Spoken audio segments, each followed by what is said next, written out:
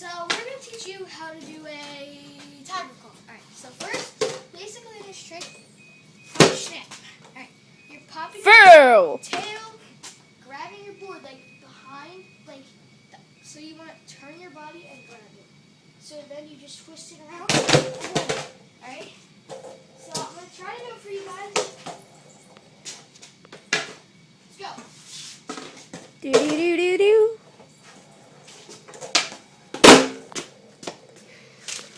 Yeah. Nice.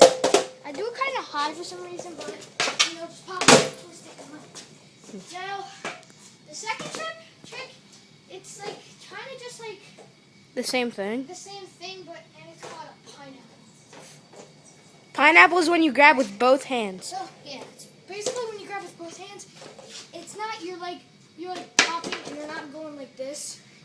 It's oh god that hurt. It's when you start grabbing it with like this hand, and you start twisting it, and then you grab it with this hand and finish it. Now it's a little bit harder because you have to remember to like two hands. And to fail.